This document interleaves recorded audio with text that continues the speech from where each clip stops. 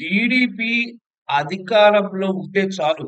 Denduluru MLA Chintamaneni Prabhakar రెచ్చిపోతూ ఉంటారు.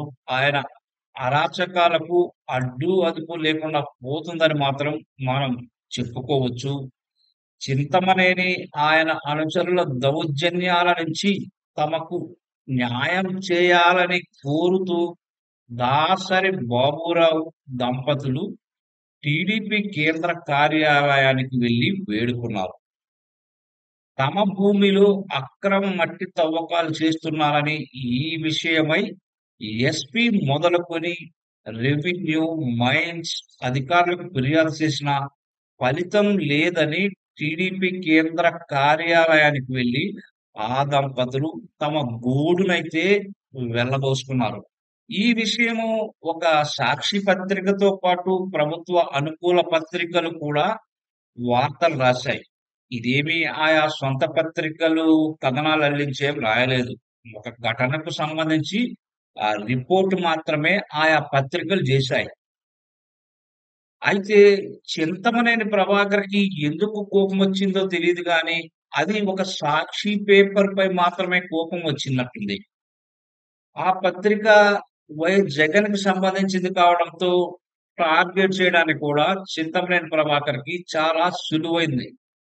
అందుకే ఏలూరులోని సాక్షి కార్యాలయానికి మంది మార్బలంతో వెళ్లి విధ్వంస రచనైతే చేశారు.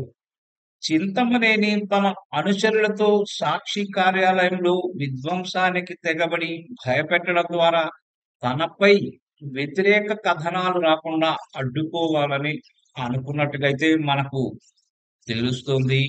తానంటే భయంతో మీడియా ప్రతినిధులు తమ కళాలకు పని పెట్టకూడదనేది కూడా ఆయన ఉద్దేశంగా కనిపిస్తోంది. అయితే చింతమనేని సాక్షిపై దాడితో తన పిరికితనాన్ని తానే చాటుకున్నట్టయిందని ఇప్పుడు మనకు తెలుస్తోంది. నిజంగా తనకు దమ్ము, ధైర్యం ఉంటే ఒక సాక్షి పత్రికే కాదు, మిగతా పత్రికలు కూడా కథనాలు రాశాయి. మరి ఆ కార్యాలయాలపై కూడా దాడికి పాల్పడాలి కదా! ఓన్లీ సాక్షి మాత్రమే ఎందుకు టార్గెట్ చేశారు? అప్పుడు ఏమయ్యేదో చింతమనేనికి కూడా తెలిసేది. అధికారాన్ని కోల్పోయి నిస్సహాయ స్థితిలో ఉన్న వైసీపీ సంబంధిత మీడియా కార్యాలయాలపై భౌతిక దాడులు చేయడం ద్వారా ధైర్యపరులని ఎప్పుడూ అనిపించుకోరు.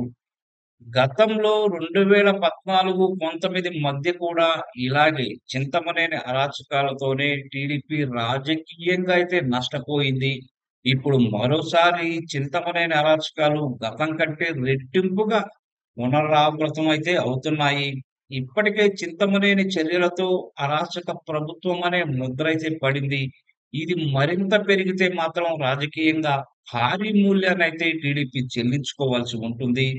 చింతమనేని చట్టానికి అతీతుడుగా కూటమి సర్కార్ భావిస్తున్నట్టుగా ఉంటే, ఆ విషయాన్ని బహిరంగంగా ప్రకటిస్తే ప్రజలే అంతిమ నిర్ణయం తీసుకుంటారనే అభిప్రాయం కూడా ఇప్పుడు వ్యక్తమవుతోంది.